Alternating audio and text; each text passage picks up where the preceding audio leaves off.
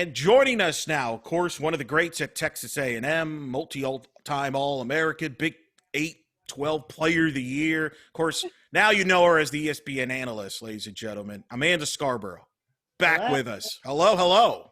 Good to see you. Well, you teased us. You used to say, well, hey, why don't you get me on to talk about the season? Well, here you are. You got your wish.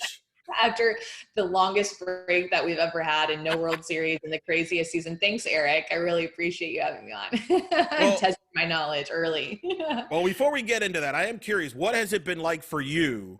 So over the last 10 months, you've been very busy on social media, which you could get into. Obviously, you've been doing a lot of different things.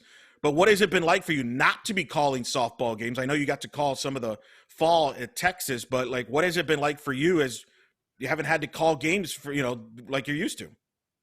Yeah, I know. That was such a bummer when the season ended. I know that everybody feels that way, but it was just, I couldn't even tell you the last time that I had a March, April, and May where I wasn't traveling for softball, either as a player or as a coach after I got done playing, or then as a broadcaster. Like, it was so weird to be at home. But I just can't really not do anything. And so I created online pitching courses that have reached thousands of girls now all over the world, and coaches as well. So that's what I've poured myself into, to create online courses that can help girls train at home, train in their backyard, train up at their local field, and become better and more confident. What have you learned about yourself going through all this, as far as just from learning from yourself from the standpoint, maybe as a business side of things or just in general? That I love the business side of things. Like, I love marketing and finding ways to get through to people. And I love still impacting people, which I knew that about myself. But I used to think that I liked to travel, and that was a part of my everyday life, was pretty much to travel almost every day. But I've also really, really liked not traveling. So I didn't know that I would enjoy that as much as I found out that I did. So that's definitely something that I learned about myself as well. Now, tell the people where they can find you, because they've seen you on social media. You've become a bigger impact in the social media there. Obviously, we had you on shortly after the season came out, because you and Jen, and you were doing the package deal and some online stuff, but you've obviously expanded that to your own deal. Yeah, just to really speak right to pitchers, which is what I love to do. So pitching-angel.com. I open up my courses just a couple of times a year for enrollment. So the next enrollment for my coach course will be in February, and then the next enrollment for my pitchers courses will be in March. So looking forward to that. How often, when you talk to them, you bring up the fact, hey, I beat Kat Osterman at one point in college? Never. There. I No. never tell anybody that. No. Although maybe I should just slap that on the resume and kind of give me it's a good resume builder with the pictures. Yeah, I need to. Good call, Eric. I'm just saying. Although maybe not. Maybe Kat may not like that. So you may want to shy away though. Although you two were fantastic. I enjoyed you two. You had her on during one of the Texas fall ball games. Yeah. And people may not know this. I know we talked about this in the past when you've been on a little bit, but you two you've known each other for a long time. You're really good friends. You relate a lot. Just talk about that. I don't know if people realize that you competed against each other for a long time, but are friends. Yeah, we have a special Houston connection. I think first and foremost, I think that, whenever you're from the same area as somebody, you kind of have that connection of going back with them, even though she's, I think, 3 years older than I am. But we ended up playing each other for 2 years because, she sat out that Olympic year. And we just became really friendly and respected each other and communicated and exchanged numbers, and just were always really respectful competitors, and became friends, even outside of softball. So it's so cool how softball will bring people together, right? Even people that maybe somebody doesn't think that you're supposed to be friends with, a fierce competitor. So we had some really, really good games, and we became friends and are still friends to this day. Right. We both have that pitching connection, of course, and we both want to give back. We both love what each other has to say about pitching. And so we can talk about that and just share the knowledge that we've learned just growing up and being coaches, and share that with the youth.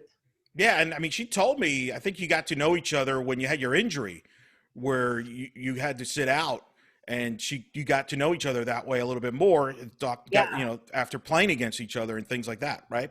Yeah, I also got invited to try out for the national team after my freshman year, which was in 2005. And so Kat was there. And so that's when I feel like we really started to become more friendly, because we had played each other previously that year and had some really good games. And so then I went to California, and she, of course, was at the tryout as well. And we got to actually, talk in person a little bit more.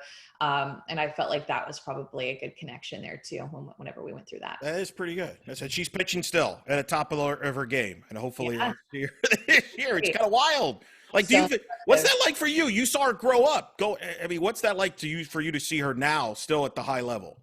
isn't it so neat? I mean, for anybody, I would say that, especially somebody who represents Houston, represents Texas, is from the Big 12, and we've known each other for so long. It's just, the pack gets a lot of attention, all the girls from the West Coast and California. So I always think that it's cool when a Texan is able to go far, and especially a Houstonian like myself. But just really proud of her. I mean, she's just still trucking, still going, still learning about herself and growing and becoming a leader and a better pitcher every day, which is, I mean, not that she wasn't a leader before, but I mean, just still growing her leadership skills, because she's like, the grandma on the team. So it's cool to see her take on different roles and do really well at them. Yeah, it's going to be fascinating to see her play. In the meantime, though, we get set for the college season for you. I'm curious, what is the one thing you're looking forward to seeing the most from a story, either a player that's back that you didn't think would be back because they got the extra year eligibility, maybe it's a team. What's the one thing you're the most curious to see when the season gets going, curiosity standpoint? I think, honestly, I was thinking about last season, and I love the amount of upsets that we had. So I'm curious if we still have that same parity at the beginning of this season like we had last year, even though I know that some schedules will be a little bit messed up with like conference only for the Big Ten, or the ACC will be a little bit like that, just different. But I want to see the parity. I felt like last year we had some really great big new teams come in, like a Clemson, like a Duke, like an Oklahoma State, like an Arkansas grow up. Like seeing those teams get better is what piques my interest even more for the season coming up, because there is so much more parity. And now we have all these incredible players returning and competing for spots with the new incoming freshmen, which I think, iron forges iron. So it's going to be interesting to see how good these teams really can be. A lot of expanded rosters in a lot of cases. And then, of course, you got UCLA number one. They're the favorites. You saw them in Clearwater without Rachel Garcia, without Bubba Nichols, and they were rolling. Now they get them back. Just your thoughts on that. Were you surprised how good they were without them, and now you add them? That makes them a heavy favorite. I know. They just have so much talent. Like, when you think of UCLA from top to bottom, anybody on the roster, they bring so much talent, so much depth.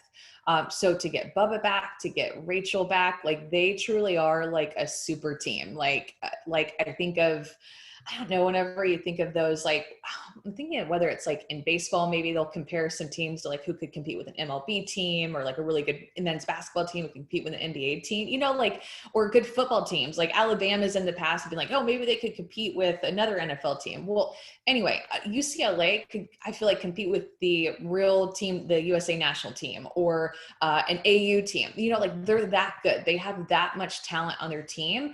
And even better for them, the freshmen on their team got to grow up a little bit, like Amaya Brady. They got that kind of like dip their toe in the water games from last season, and they're just going to bring that experience into this season with their incoming freshmen, and also with Bubba and Rachel. They're so good. They're so good, and they're still the defending national champs, right? They are. And I'm curious, Rachel Garcia is the reigning player of the year. She has a chance to join Kat as the only 3-time player of the year winner if she were to win it this year. But I'm curious, do you think because they're so stacked, and with the rise of some of the players that stepped up in her absence, does that hurt her case for player of the year? Because the voters might say, well, she's got all this talent around her, let's give it to somebody else. Or what's your thoughts on that? Because that's one of the more interesting things I'm looking forward to, is the player of the year race, and how, like, for example, Rachel being on the number one team, does that help her or hurt her cause of trying to make history and joining Kat? I think it helps her. And I think the other thing that helps her is that she's a pitcher who also hits, like, that gives her so much more, not like, I think credibility is the wrong word. I don't mean to use that, but more ammo, more ammunition. And to say, at the end of the year, like, look, I hit all these home runs, all these RBIs, had all these big hits, and I struck all these people out with these wins against these big teams and potential can win another national championship, which I know it's determined before they win it, but still like it seems like everything's in her favor to win it again. And think of who she's been competing against and been around on the USA national team, just be learning from Monica Abbott, learning from Kat Osterman, learning from the entire USA team and throwing to those hitters. Like she's been around, surrounded herself by like the best players in our country, and it's only going to make her better and bring it to the college game. And they don't have to use her every game like they did in the past. With Megan Fariamo, what she was having a great year. If you're Lisa Fernandez and Coach Perez, you could kind of use them both, split them up. You don't have to eat up a lot of innings. I think that's a huge advantage they're going to have this year is that, I think Rachel, they're going to kind of pace her very nicely. She's not going to have to play every game like she did in that national title season. Yeah, because Fariamo got a lot of really big innings last year because she was pitching in all the big games for UCLA because Rachel wasn't there. So you could start to see her grow up. You could start to see her take the reins and be okay with it, want the ball, have that fire in her belly, and be okay with all the pressure of knowing that she is the number one, that Rachel isn't pitching with her or side by side with her, that it's her. So I think of her really growing up a lot. I mean, think of those two pitchers together, Fariamo and Garcia, and playing in a super regional against them or a 3-game series. I mean, they're going to be so hard to beat because we can talk about their offense, but in the circle, it's not just talking about Rachel Garcia anymore. It's also talking about Fariamo. And that comes with the offense that you mentioned is dynamic. But yet you got a team like Washington who shared the Pac-12 with them the last time we had a full season. They got everybody back. Sis Bates, Gabby Plain and company, Morgan Flores. Arizona has their offense back, including, of course, Jessie Harper, which I know will be a big topic in the sport. They got Deja back. We had just had Caitlin Lowe and Taryn Moed on the podcast. They talked about they feel comfortable with 3 catchers. They're that deep. And offensively, they feel that's the deepest they've had. What's your thoughts on Washington and Arizona? And could they be maybe the biggest threat to UCLA, not just for the national title picture, but the Pac-12 race first? Yeah, really, really, really strong. I think of Arizona and all their offensive power. Like that's really what comes to my mind right away. And Reina Caranco is another one who had a really big year last year and a really big bat in their lineup. And they have this experience now too. Like the players that you named are all vets. Like they've been around for a while now, as well as Alyssa Palomino Cordoza. Like she's a big stick in their lineup too. So I think of all the offensive power really that Arizona has. That's what comes to mind first and foremost. And then when I think of Washington, I think of them just for their defense. It's funny because they're going to pose a threat, but they do it in different ways. Washington going to be more defensive, and of course with Gabby Plain. And somebody who I think is a name to look out for this year is Kelly Lynch. She was a freshman last year, pitcher, hitter for Washington, really was somebody who in our shortened season, for those 25 games or whatever it was, she got so much better so quick at the plate, in the circle. She grew up a lot. So you can tell she's a super good athlete, and she works well with Plain in the circle to complement her and be able to take some of those innings and add a stick in their lineup. Very similar to how Rachel Garcia is for UCLA is how Kelly Lynch could be for Washington. I agree. I think those three they're going to be top 5 all year. And I think they're contenders for Oklahoma City. I think Oregon is kind of the sleeper in the Pac-12. They were having a great year, second year with Coach Lombardi prior to the season being shut down. But I think they can build that momentum into 21. She's got pitching now. She's a great pitch. You've covered her at Oklahoma, what a great pitching mind she is. And we had her on, and with Justin Schultz running the offense, they might be that sleeper that kind of crashes that party there of the big 3 there in the Pac-12. They were playing really well last year, remember? Yeah. I mean, I thought that they were going to make some noise like in the middle of the Pac-12 like true conference season, right? But Jordan Dale just has like so much guts whenever she pitches. She's a lefty, which of course Missy Lombardi loves left-handed pitchers coming from Oklahoma. But Brooke Yanez is, I think she was like the former Big West pitcher of the year. Whenever she was in the Big West, she is a huge addition for them. So I don't know, it's going to be good. Even though, I mean, she was there last year, right? This is what confuses me. It's so hard to remember, especially for the transfers. It's like, do I remember them from like the 2 seasons ago or the last season? But, Eric, last year, Oregon was, I'm looking at their record right now, 21-2. Yeah. Like they were 21-2 to start this season. So, I don't know. I like the way that team fights. I think that they're going to make some noise. I think that they're going to shake some things up in the Pac-12, and they've just grown ever since, Mike Huge. White left and Missy Lombardi came in and kind of had to put things back together. They've shown that they're a team that can fight.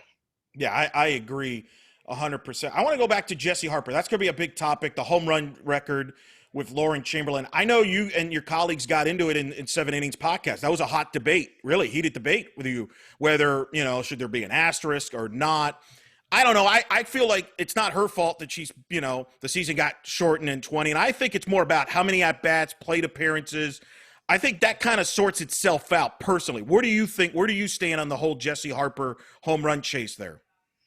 They should count. I mean, we can sit here and cry and be emotional about it, but they should count. I mean, it's just as if she would have gotten hurt 20 games into the season and would have redshirted. Those games still would have counted, right? Like those numbers for her and stats still would have counted for her. So it is a few more extra games, but sometimes life isn't fair, right, Eric? I mean, that's just it is, and she still has to do it. She still has to have the pressure on her shoulders to be able to hit the ball out of the ballpark and add that home run to her name, to her record chase. So she still has to do it, and there's definitely going to be a lot of pressure on her this year, just like there was last year. Everybody's going to be waiting to see if she does it. Yeah, and in football, a lot of records have been being broken because players are playing more games now. Your alma mater, Kellen Mond, just became like the record, broke a lot of passing records at Texas A&M because in part he played more games than Johnny Manziel and previous Aggies quarterbacks. And I didn't hear any chatter about, well, this should be an asterisk because he played extra games and so forth. And so in football, records are being broken constantly and nobody really seems to blink an eye. I don't think we should be blinking. I just think it's unfair because she shouldn't defend herself. I think that's my only thing that really bothers me about it. She's a good kid from what I understand. And she's just playing. And I don't think she cares as from the standpoint of, I think she just wants to win. I don't think she's coming back to break records. I think she wants to win. And if the record falls, the record falls. But I hope, we should be celebrating it more for the game than trying to knock it, I guess, is my opinion on that. Just gives us something extra to follow. I mean, we were all following it last year, right? Yeah. We love to follow things and look at numbers. And so it'll be just another one of those big things to continue to follow. I'll go through quick some of the other storylines. Pac-12. Chelsea Spencer's the new head coach at Cal, alum. Obviously was on Mike White's staff at Texas. I think we feel she'll turn that program back to what Cal used to be, right? I mean, she was a tremendous assistant for Mike, and I think being back at her alma mater, that's huge. That's a great move for Cal. Yeah, I think it brings the best of both worlds because you had Diane Ninemeyer, who had been there for a while and a little bit older, just been around the game for a long time. And now you bring in somebody like Chelsea Spencer, who has this abundance of energy, just loves the defensive side of the game, loves coaching, just shows up to the field and she's just like a ball of energy. And so I think she will be a really great addition for Cal and a good shake up for them. And she's the alum. So she has those close ties to her heart too, of the program and the loyalty with it. Jessica Allister is continuing to build Stanford. They went to the tournament a couple of years ago. They're very good. Arizona State added Jimmy Kalidas, who used to be on the Oregon staff. He's now on the staff there at Arizona State. They're loaded offensively.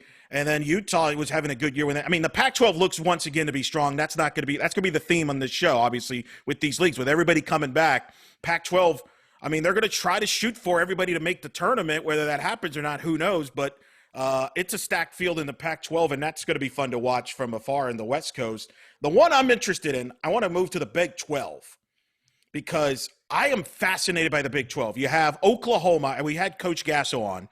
She told me this fall was the best fall that any of her offense has ever had, which blew me away. But that's how excited they are about their offense. And then pitching, G. Juarez is back healthy. She was not healthy in 2020. She's 100% healthy. She says it's the healthiest she's been in 2 years with the staff. I think they're ready to bounce back to being a national title contender, which didn't look like would be the case in 2020.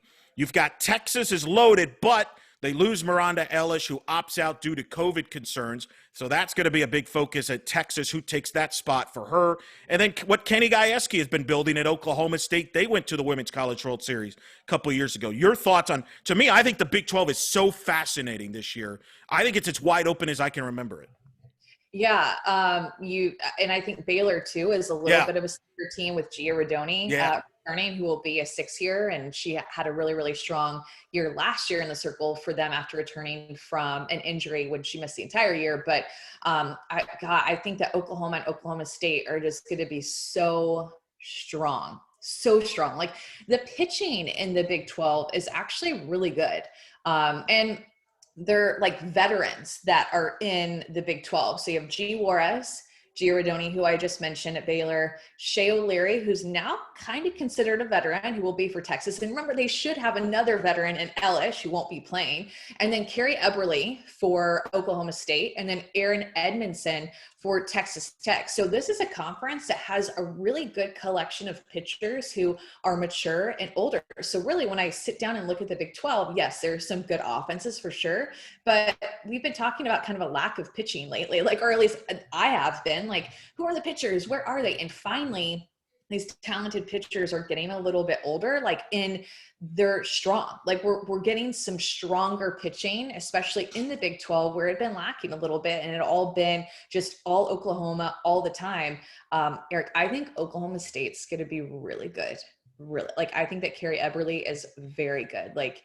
Could be anybody in the country type good. And her ERA last year was 0.5 or something in 20 games, just insane. Could win Big 12 Pitcher of the Year. Is right in the mix. Will be in the mix, right? If everything goes as planned for them.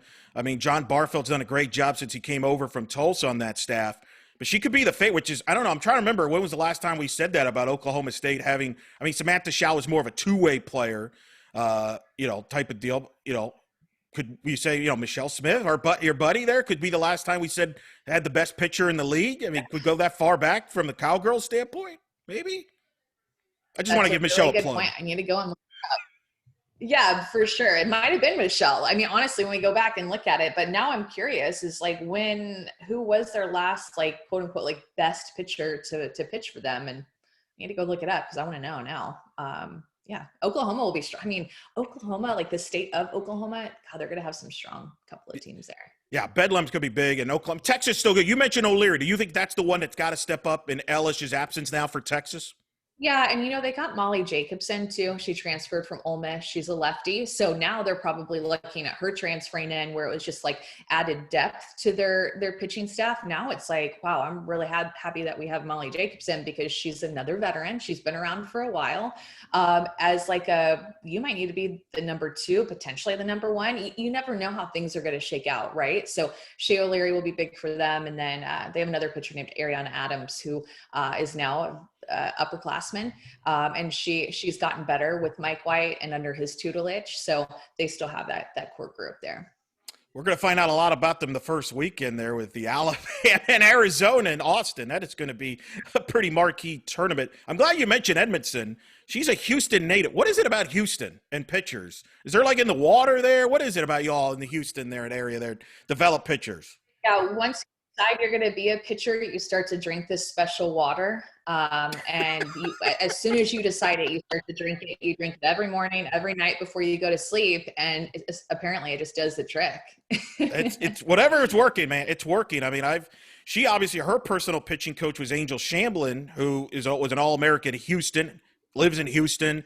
And it was funny because I remember seeing Erin the first time as a freshman pitch at UCF on the same field where Shamblin won a conference championship. So I've been following her since. And she's really helped Texas Tech back. They were in the regionals in Baton Rouge a couple of years ago. Obviously, they got a new head coach in Sammy Ward, who comes over from Loyola Marymount. But you're right, they still got talent there. And you mentioned Baylor. I'm glad you mentioned Rodoni. They're healthy. Glenn Moore. I think the Big 12 is stacked. It's probably the strongest they've been in a while from a depth standpoint. I think that's what's exciting. Oklahoma has dominated the league to their credit. But I don't think that's going to be the case whoever wins the Big 12 this year. I think it's going to be a back and forth. Yeah, and best of all, they're going to make each other better in those Yeah. conference games and prepare for the postseason. Like that's really what it comes down to. Is before it was like all Oklahoma all the time. They never lost a conference game, and still, they lose very few conference games. But now they're being pushed by their peers of OSU, Texas, and Baylor to make them better, to continue for each other to push each other to bring a national championship to the Big 12. SEC, of course, mentioned Alabama's the preseason favorite. I'm going to start with them. They were obviously got to the Final Four of the Women's College World Series 2019. They had some hiccups in 2020. Things weren't going as smoothly there.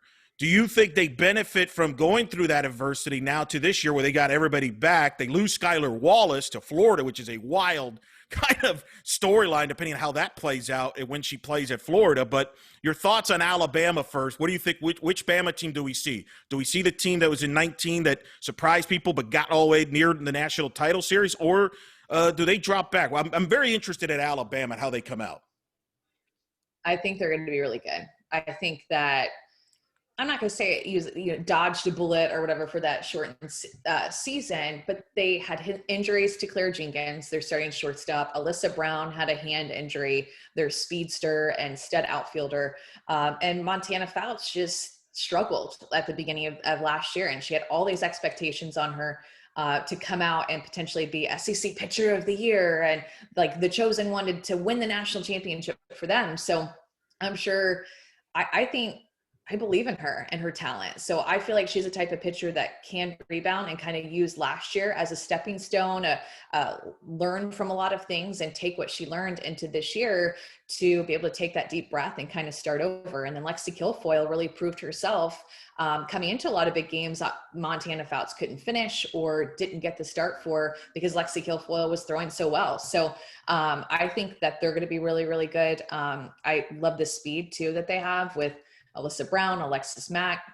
KB Sides had a really fantastic year for them last year as well. She's a lefty. So I think they're going to be really good. Yes, they did lose Skylar Wallace, but I think that this is a team who could be a contender for sure.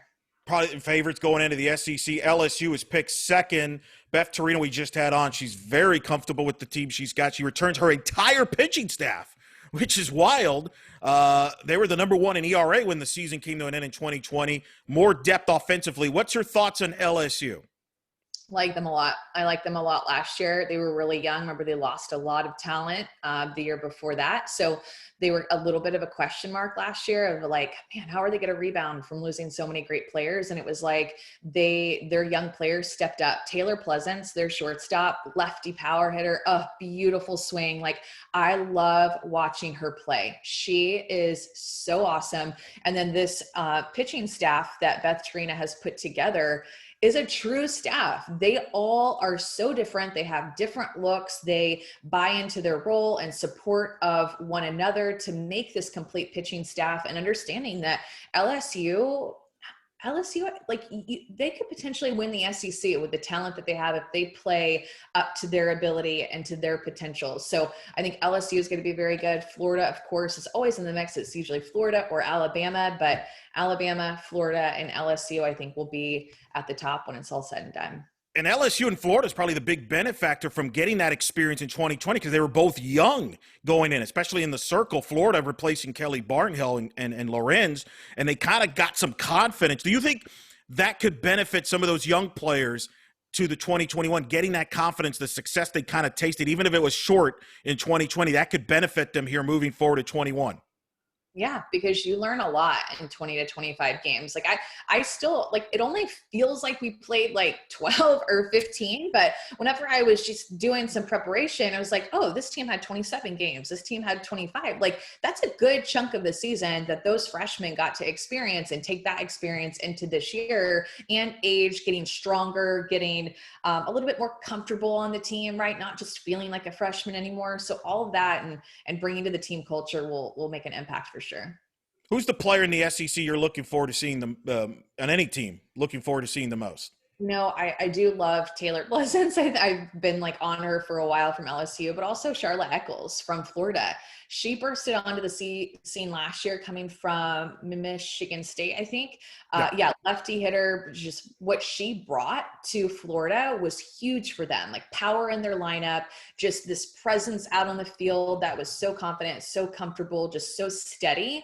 She's definitely one that is so much fun to watch play. And so I'm excited to see where she picks up and again, what she brings to Florida's team in terms of her leadership. I think, did you do the Florida series before the season came to an end up when they swept Auburn? Was that your last game? Last game, yeah. What'd you think of their pitching? Because that was obviously the big question going in, replacing Barton Hill, a legend, rewrote the record books. People questioned the Florida pitching going in. They bring those back. What was your thoughts on Florida when you saw them in person? I thought that Natalie Lugo had really grown a lot, and I would think that she's continuing on that path and continuing to grow. Her changeup was incredible. Her movement looked sharper, maybe even a few more miles an hour, if I'm remembering right. And then Riley Trilicek, their little lefty, who was a freshman last year. She surprised a lot of people. Like she came out and threw really, really well. So hopefully that built up her confidence and she can take that into this season and kind of compliment Natalie Lugo there in the circle. Tennessee's the team I'm curious about. I think people have kind of forgotten Tennessee. They were having a rough 2020 year, but they had injuries, especially pitching-wise. They really forced to throw Callie Turner as a freshman a lot more than they probably would have liked. I think the weeklies would have acknowledged that when we had them on. Ashley Rogers was hurt. It didn't pitch for them. She was hurt there. They've brought in Megan Rhodes-Smith to handle the pitching staff. She used to be on with Monica Abbott and those Tennessee teams.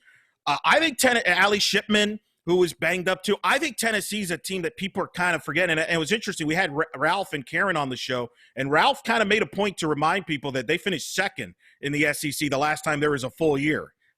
I think there's motivation on Tennessee to bounce back here. What's your thoughts on the Vols?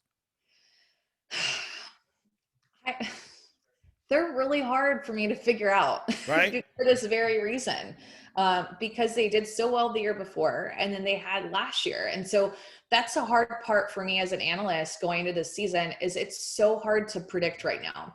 One, I'm trying to figure out who's on what roster between transfers, who came back for a fifth year, or 6 year senior and who didn't come back, who had a kind of flop of a season because it was more of a mental thing or maybe more of an injury thing in their back. So there's so much mystery. And I feel like to me, Tennessee is one of those teams and I'm looking at their roster thinking, I don't know. Chelsea Segern, she's awesome hitter, great third baseman, brings a ton of leadership for them. And she did that last year too, when they were a little bit down.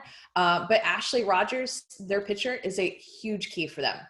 Huge key for their success is going to lie in the hands of Ashley Rogers, who was injured last year, right? So She had a great freshman year and came out like just really, really strong. So I'm interested to see how she comes out this year and who can back her up in the circle. You make a great point. Do you think we might see some upsets early just because teams don't know each other? They're trying to get back some of the rust maybe in some cases, and we might see even more upsets than we were seeing in 2020. Could you see some results their way? I hope so, and then there's the whole COVID factor of maybe somebody couldn't practice for a couple of weeks. And so it's maybe one of their better players or pitchers. And in softball, I mean, your number one or number two pitcher go down, that could throw the entire series for you. That could for sure lose you a couple of games that are really, really important down at the end of the season, whenever you're going by strength of schedule and record and trying to get the 64 teams to make the postseason. So I'm super curious how it's going to affect everything. I really, really am. I am too. I'm interested in Mississippi State. Samantha Ricketts was having a monster 2020 year. They're in the preseason top 25. Can they carry that over to 2021? They got two of the best bats. People that may not, casual fans may not know, but they got some player of the year candidates on their roster as well. Ole Miss has a new head coach and Jamie Traxel. Did that surprise you? You covered her when she helped Minnesota get to the Women's College World Series. What was your reaction when you heard she was going to Ole Miss?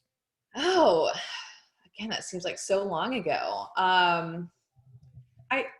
I think you just want to compete against the best, and the SEC, if there's an opening, then a competitor like Jamie Traxel is going to want to take it and see, what that's like. The SEC and the Pac-12 have been the best conferences. So surprising, like in terms of big weather shift from Minnesota to Mississippi, but not surprising in terms of she's a competitor. She's a great coach. She wants to compete. She wants to win. go to the SEC and see if you can do it here. It was just cool to have. It was cool to have softball, like coaching transactions now, big storylines in the offseason. Yeah. That wasn't the case when you played, right? No, it's like everybody kind of just stayed put. You're right. Now they're moving like the other sports, which is kind of fun. I think it keeps people interested there. So, I mean, I think those are some of the interest. The SEC is what it is. They're going to have a chance to bring everybody into the field. That's been their motto there. We'll see how that plays out once the season gets going in 2021. And then the ACC we haven't talked about. Florida State, you mentioned, we talked about Tennessee. Arnold gets another year. I think that's huge for Lonnie to have her, and then Watson, the transfer from Louisville, a little more experience for their pitching staff that they were kind of lacking in 2020. Yeah, I think so too. I think that Kaylin Arnold learned a lot from Lonnie Alameda, just in the bullpen and with how she coaches and works with pitchers and trying to get to know each other. Like that's a whole part, is that Kaylin Arnold had just transferred for what she thought was just that 1 year and had already grown and had a new approach, a new mindset, I think, in the circle. So I'm interested to see now, after getting to be with Lonnie, will be for almost 2 years when it's all said and done, right? Of how that affects her and how she's able to spin that rise ball of hers, throw her changeup or curveball. And then too, Sandercock, Caitlin Sandercock too, as a complements Kaylin Arnold really well in the circle because she's more down and Arnold is more up. So FSU still has a ton of experience too. Sydney Sherrill, she's awesome. Danny Morgan, big name that we're used to seeing hit bombs. Like they have some power still at the plate. They're very strong. Virginia Tech's kind of been, their big threat from the ACC. Pete DeMoore has done a heck of a job with the Hokies over there. North Carolina, I talked to Donna Papa recently. Brittany Pickett is the healthiest she's been. She's a difference maker for them. They were in the regionals when she was healthy. I think the ACC as a whole has grown. You've seen it even from a facility standpoint, what Clemson's built there with John Rittman there. What's been your thoughts on the ACC and the growth there? Is they're starting to grow and trying to be like the SEC. They have their own network, so they're going to get more exposure, but they've stepped up in the facilities. And I think a big part of that goes back to when Florida State won the national title. I think that was a landmark moment for the league. Yeah, I think that you're right. But the teams that you named, they all have new coaches. Pete DeMoore at Virginia Tech, Marissa Young at Duke, and of course Clemson. I mean, he's a new coach, because Clemson didn't have a program, but still, it's just new ideas, new ways of coaching, and just an intensity that is in the ACC that's just growing. They're all making each other better. But Duke really caught my mind. Remember, they beat Texas early in last year. They traveled down to Austin, ended up getting a win against Texas, which is huge for their program. I think it was their first, had to have been because they're a new program too, their first top 10 win. Yeah, that was kind of their coming out party. That's when people took notice. Yeah. And so you named some people that are great pitcher hitters, like Brittany Pickett, a pitcher who swings the bat. Valerie Cagle for Clemson, a pitcher who swings the bat. Cassidy Davis for Florida State, a pitcher who swings the bat. So I love that they have these really athletic pitchers. That's what sticks out in my mind and is really fun to see. And then finally, I don't think that we can talk about the ACC without talking about Virginia Tech's Keely Rochard. Pete DeMoore has so much confidence in her, and thinks that she could be anybody in the country at any given time. And she proved that. She started out, if I remember correctly, a little bit rocky, but she ended up taking on, I think, over 100 innings in that short season and just wanted the ball, was so fierce, and was doing a really, really good job for them in the circle. Yeah, I think the ACC I think they were headed for being a 5-6 bid league the way 2020 was going to play out. We'll see if they can keep that momentum, but I think they're on the rise as a league, and they've done a great job there from the standpoint. You mentioned you were a hitter. Some may not realize you were a two-way player at A&M. Yeah. And really, you were more at heart a hitter growing up, then became the pitcher, right? Is that just to kind of explain? Because people now know you as the pitcher, but they've forgotten that you're a hitter. Yeah, I was a hitter all growing up. Yeah, and I was a better hitter in my youth. I would even call myself a better hitter than I was pitcher before I got to A&M. And even at A&M, I hit 4th or 5th in the lineup and was an everyday player and was always hitting even when I wasn't pitching. So, pitching has my heart, more coaching it and teaching it. But yeah, I think a lot of people forget about that.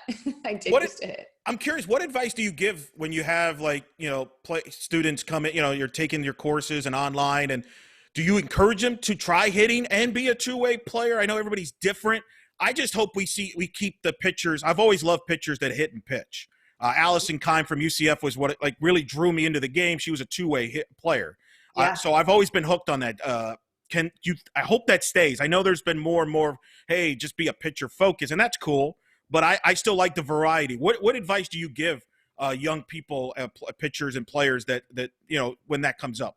Yeah, I tell them to hit. I think that it's such a great opportunity. And if you're a pitcher who can pitch well and hit well, you're such a big commodity. Like I said this on a different podcast, but you're just like a super valuable stock. You're a great investment for a coach to give you a scholarship or have on your team, have on their team, because you can do so much. So I love pitchers who hit. And I think that too, they look at the game a little bit differently of when they're in the circle or when they're at the plate. So you get to see both sides really, really in depth. And I think it brings a lot to a team and to a coach. Do you feel that being a hitter helped you be the pitcher that you were? Is that a big part of it? Yeah, I definitely do. And I think for sure for the physical side, but more so for the mental side, to where in between innings after I'd run off the field, it was like, okay, when do I hit? What do I need to do? What adjustments do I need to make at the plate? Not just in the circle, because if you're just a pitcher, then in between innings, you're just sitting there dwelling on every mistake, every home run you gave up or hit or pitch that didn't break right. So it was so nice to be able to kind of just create that separation and be able to put my helmet on and just kind of have a little break from it, honestly, and then get back out on the field and have a little bit of a fresh start mentally. Well, and I would say that's one of the reasons why Rachel Garcia is on the Olympic team, is because she could do both. It's, we don't know how much she'll pitch for U.S. because when you got Kat Osterman and Monica Abbott on your rotation, there's not a lot of innings to be had, but she can hit, and she can hit with power. And I think that gives them some versatility on a roster where it's very limited to begin with. So I promote that. I hope for it. I hope that stays the way. I love those that can do two ways, and I'm glad that that's still getting courage in the sport and not try to specify, hey, just be a pitcher only. Because couldn't you run the risk of burning someone out if they're just a pitcher in some cases? I would think so. It does have its advantages because you get to practice it more, right? Yeah. And you're not as likely to get hurt. That's a big reason coaches don't want a lot of their pitchers to hit, because then they might get hit by a pitch. Then they might roll their ankle right into first base. Then they might slide and hurt their knee. Like there's a million different ways to get hurt, but you can't live in fear. You can't play with fear. You can't hope that somebody doesn't get hurt. You just have to go for it. Be aggressive and not live by, oh my God, I hope that I don't get hurt, or I hope I don't roll my ankle. You just can't. You just got to go for it. Like I don't like the protecting thing. Then I feel like something's more likely to happen when you're protecting. Right. You're kind of, then that's when you get hurt more likely if you're worried about it too much. Right. Because I agree with that. Right? I tend to 100% agree with that. You and I are on the same page when it comes to the Big Ten. That's going to be a hard league to read this season, because as we talk, they're going ahead with conference only. Of the major conferences, they are the only ones to do that, which is cool. They have the right to do that. That's cool, but it's going to make it very interesting. I think it's one of the things as we get through the season, and look, there's going to be hiccups in the season like we've seen with basketball and football, but I'm going to be curious how the committee will look at the Big Ten this year that doesn't play non-conference games compared to the SEC, the Big 12, and the ACC and the Pac-12 that likely will play some version of non-conference. I think that's going to be a storyline to follow, is how do we judge the Big Ten this year? I know. It's going to be really hard. It's going to be an unpredictable season, and things are going to be happening that we've never seen happen. So it's like, I have no experience in seeing just a conference play conference only for an entire season. So it'll be interesting. We'll be talking about Michigan and Minnesota, and maybe Wisconsin, and maybe potentially a little Indiana. But the unfortunate part is, I don't think that we're going to see any surprises out of that. The bottom of the Big Ten still is not going to make the postseason. The top of the Big Ten, the same teams, they'll end up making it, but they don't have any real opportunity to get that growth. And top to bottom, the Big Ten isn't as strong as the SEC and the Pac. So when they're just playing each other, is that going to grow them enough to be a competitor in the postseason? I don't know. There's still a lot to be seen, and a lot for us to, I think, analyze and figure out as the season goes on of what's going to happen. Well, I remember 2 years ago, Minnesota got a top 8 national seed because of their non-conference schedule, which was kind of controversial. The committee rewards non-conference. I remember Beth Mallon spoke about that because Michigan had won the league, but Minnesota had a tougher non-conference schedule, so they got a higher seed than Michigan. Obviously, that was controversial that year because Florida was higher seeded than Alabama. And Beth thought that there should be more, and I agree with her, that they should reward more the conference champion than, from that standpoint, that they got a short draw there because the conference championship should mean a lot. That being said, Minnesota benefited from a non-conference, and they're not going to have that opportunity this year. So that could hurt them a little bit. I'm really fascinated to see how the committee handles the Big Ten. You mentioned, I think Michigan's still the favorites. Storako and Bobain are back, the 1-2 punch. Pfizer's the best pitcher in the league with Minnesota. They got Piper Ritter, who got promoted. She's the head coach there, so that's a new storyline there. So I think those are the two. It's been Michigan and Minnesota for the last handful of years. Well, I was thinking as even before you were talking about Minnesota getting that 8 seed, is that I feel like the biggest way, just projecting now, that it will affect them is going to be the seeding for their better teams at the top. So maybe Minnesota could have been a top 15 seed, and because they play conference only, they might not even get a national seed. And same thing for Michigan. They're upper teams. I don't know. I have no idea how to gauge it. The idea of it seems right to me, that if this happened before and now they don't have that, strength of schedule to rely on for the out of conference games, then they're likely not to get a higher seed. But I don't know. Again, I'm just totally speculating. Right. No, it's going to be when we get to selection Sunday night, that's probably going to be a storyline on your shows. That when you break it down, that's going to be one of the storylines. We look, how does the committee handle that? I think it's going to be the most fascinating year from a selection process from the committee, because there's so many different variables they're going to have to handle. And we're seeing it right now with basketball, what they're going through. I think it could be similar in softball, where you kind of have to navigate through teams that maybe missed some games. When they played, were they in full strength? What's their schedule like? It's going to be it could be one of the more unpredictable seasons and maybe selection Sundays we've had in the sport. Well, and it's not really apples to apples anymore if a team is only playing their conference and another team in conference is playing out of conference. But Eric, the Big Ten, I think I read this, they're going to go play in Florida for 2 different weekends, I think, and they're going to try it from there. So right. That's cool. It's going to be wild. Other thing. Yeah. How do you evaluate? Yeah. It's going to be interesting. I can't wait to see how they play that out. I don't know. I know that I will probably try to get the committee chairman on the show during the season to explain it to us.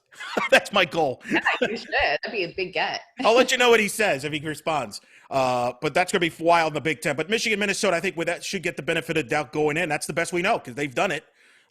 Wisconsin lost a lot of their seniors. They didn't come back. Them and Kentucky, probably the 2 teams that were hurt the most as far as not having seniors coming back for various reasons. I think are the 2 that were probably the ones that took the hit, whereas other teams got seniors back. So I think that's, Wisconsin's got some work to do there. Iowa could be a sleeper there. They got 2 pitchers, Allison Ducey and Lauren Shaw, they like a lot over there. Coach Gillespie's building that program up. That's a program that used to be a perennial tournament team. So I think that would benefit the Big Ten. Northwestern, obviously, they made to the supers. That's another one. They do have pitching back. And I think I'm so sad I left them out when I was talking about that. That's total rookie Amanda early season error. But yes, Northwestern is for sure a team that needs to be mentioned. The Big Ten, absolutely. They're really, really strong. Yeah. Yeah. Well, I'll take I'm the host. I'm supposed to bring them up. So there's so much to remember. Tell me about it. So let's talk about a couple of non-quote P5. I don't like using that in softball because softball, it's a lot more balanced than say football, but that's kind of the terms that casual people know.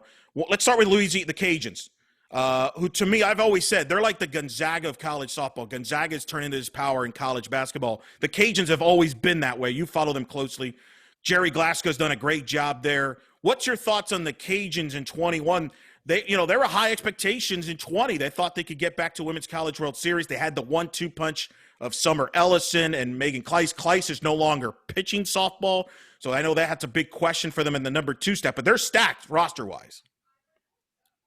I can't even believe it when I look at their roster, and to see the transfers and the names and the talent and the experience that they have is something that really sticks out to me. And you're right, they did lose Megan Kleiss, but Summer Ellison still is there, which is huge for them.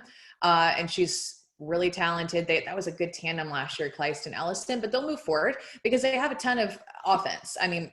Alyssa Dalton is still there, who feels like she's been around forever. She'll be their shortstop. She originally was at Oklahoma, now at Louisiana from a couple of years ago. And then also Caitlin Alderank, who played at A&M and is now at Louisiana. She was a transfer. I believe they're both 6-year seniors. So up the middle of their field, their shortstop and their second baseman, really, really strong. Not to mention they get Jade Gortaras, who is a shortstop at Arizona and Texas. Like, are they going to move Dalton over? Like, who's going to play where on their infield? I don't know, because they have so many options.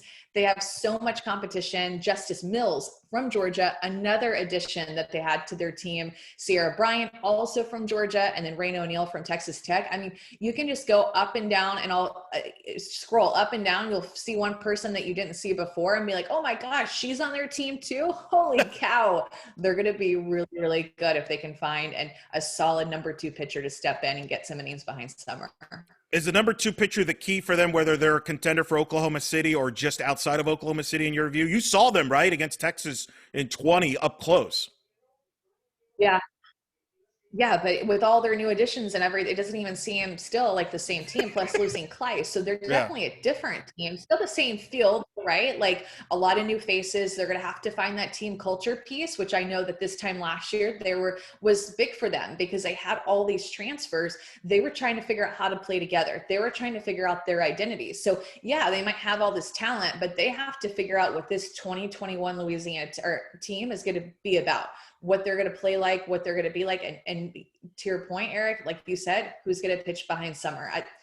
In order for her to be able to pitch well in the postseason and for them to give innings to somebody else, they're going to have to find somebody to pitch behind her that they can rely on to pitch in some big games. Yeah, I think that's going to be a storyline. He's got another tough non-conference schedule, even with navigating through the schedule. And how cool is it? LSU and Louisiana playing a regular season. This will be the second year in a row. That's cool to see there. As I like to call it, the Yvette Girard series. Oh, there. Yeah. That's pretty awesome. Yeah. Well, and they're a team that has to stack their non-con because their conference isn't as strong. So, they're playing Baylor, they're playing LSU, like you mentioned, Oklahoma State, Texas, and they absolutely have to do that because their regular conference, it just isn't as strong. So they have to try to win some big games, and they play Alabama too, I see, which is going to be good. Yeah, I mean, he's not going to duck people, and I think that's exciting there, Dale. I'll throw a couple other teams of note for people to watch. I'm obviously, you know me, I'm very much in the American Conference, cover that pretty closely. UCF's a top 25 preseason team. Sydney Ball Malone's their head coach. She's entering her 3rd year. Used to be on Heather Tarr's staff. You know who her catcher was in high school? Jessica Mendoza. They're tight buddies. Yes. When you get Jessica on 7 Innings podcast, bring up Cindy Ball Malone. Yeah, they're very tight friends. Yeah, knew that. I didn't know that Jessica caught. So, okay. Yeah. This was what John Rittman told me because Rittman recruited both when their deal. But they're loaded. She's got a lot of offense. When she came over from Boise State, they were number 1 in batting average in the country. They've kind of brought that to UCF. They got deep pitching, Aaliyah White, G. Mancha. I think that's a team to watch. South Florida's in the same league. Georgina Corrick's the reigning pitcher of the year. She pitched for the Great Britain trying to qualify for the Olympics. Ken Erickson in South Florida. I think those are 2 other teams. Fresno State was having a great year in the Mountain West. They lose their hitting coach, so we'll see how that affects them, but they got talent back. UNLV's pretty – so I think those are some teams. James Madison, we kind of forget them. We'll see how they are. We don't know how good they are without Megan Good. Life without Megan Good. We'll see how they look with Coach Laporte there and JMU. But those are some of the, quote, non-Power 5 teams I kind of look at. I have one, Eric. Yes. You can't just stick in your state of Florida and talk about other teams, but UNT, North Texas, is a team that was definitely making some noise last year with their head coach, Rodney DeLong, and they had Hope Trotwine. I hate it, but I just can't remember how to say her name right now. Again, it's been a year, but she was fantastic. And then also they got a transfer from Texas Tech, Gigi Wall, another pitcher for them. So Rodney DeLong is a fantastic coach, and UNT is not scared to go up against anybody. No, I'm glad you brought them up. They're the favorites in CUSA. They were a team that knocked off, gave Texas all they can handle during 2020, beat Oklahoma. They're loaded. They could be top 25 good. You're right. I'm glad. And Rodney DeLong and Sydney Ball Malone are probably the 2 hot coaching names in the sport alongside Jerry Glasgow as far as non-Power 5 head coaches that you always hear about them. And I think that's a great point on North Texas. I'm glad you brought, and I think it shows the depth. That's my last question here. The depth in this sport. This could be the deepest we've ever seen this sport, right? Like just because of the combination of team players coming back, but yet the other teams like mid-major, they bring their players back. So I think from an on-the-field product, might be one of the best seasons we've ever had. Oh, I can't wait. And I'm just like getting goosebumps and like just getting so amped up, like even thinking about it, because like it's here. It's finally happening. Like the season is upon us. In a couple of weeks, we're going to finally get to play some more softball. And like, I can't wait for all the reasons that you just said. And even Eric, like talking about the out of the Power 5 conferences, but like a team like Arkansas, I think is going to be really good. A team like Missouri, like those two teams in my mind in the SEC could, I don't think I can't say I think they're going to win the entire conference, but what I can say is maybe they grab a top 16 seed, a team like Arkansas with Autumn Storms and Mary Half pitching for them and this really good offense and Courtney Deifel kind of like, you know, getting everything all together and all the right pieces, like, and Larissa Anderson at Missouri, like those two teams, they fight so hard and they're not scared to go up against anybody and they have a lot of talent too. I like that you're throwing sleepers in here. I like this. You got a couple of sleepers. Any other sleepers you want to throw out there? Those are probably my biggest ones. And then we talked about Oregon and the Pac-12. I think the Oregon's going to be very good. All right, I'm not going to ask you for picks because I know you got 7 Innings podcast. You're going to probably be doing a lot of that stuff as well as on social media as you prep for that. But do you think that this will be the last? Do you think it's as much more? How many teams you think could get to Oklahoma City? Do you think it's more wide open now than say maybe even a few years ago where you're like, well, it's the same 8, 9 teams? We could see some surprises this year, right? Think that oh wow, they can't believe they got to Oklahoma City. You know, I would say it's maybe 3 or 4 spots might be up for grabs, which I would say is a good amount, just kind of throwing that number off the top of my head. And I think too, just kind of putting it out there. I like it when things get mixed up and I think that it's great for the sport, that parity and getting some new faces and some different conferences in there too. Like I always think that that's a good thing to see different teams and states and regions represented at the World Series. And Player of the Year, I think, will be fascinating as well. As deep of a players to pick from, I think it could be the hardest year to pick Player of the Year. Like people are going to get upset, like whenever they do the cut downs to top 10, top 3. There's going to be people who are going to be upset, right? Oh, I think they're already upset about it. Like right now, I think people are upset just before anything's even named. Like I think that they're upset because that's just kind of how people are anyway. But yeah. Do you know why they don't do like separate awards for pitchers and like player? Like I've always been baffled by that. I think because you have a two-way player, where would you put somebody like Rachel Garcia? Right. Maybe that's why. I don't know. Maybe we should ask somebody about that and have them on your podcast and also see why. Like that'd be a really good one. All right, I could try to look into that. I figured you have more, pull than I do, but that's the cool. only thing I can think of and that I've thought of in the past is because you have so many pitchers who hit. Does that play a factor? I love the year that you won Player of the Year in the Big 12. I think you won the Player of the Year and Cat won Pitcher of the Year in the Big 8. Yeah. I thought that was cool. That was a way to kind of reward both of you instead of going head to head. And I feel like we should be doing that in a national landscape, but yeah, good point. What do we know? All right. Tell everybody what to expect from you, where to find you, because you got a lot going on social media, not just with ESPN, but obviously with all the stuff you're doing, great stuff helping the game. So just tell everybody where they can find you. Yeah, you can follow me at Amanda Scarborough on Instagram and also at Pitching Angel if your daughter is a pitcher, if you know of anybody who needs help with their pitching. And then you can find me on Facebook and Twitter.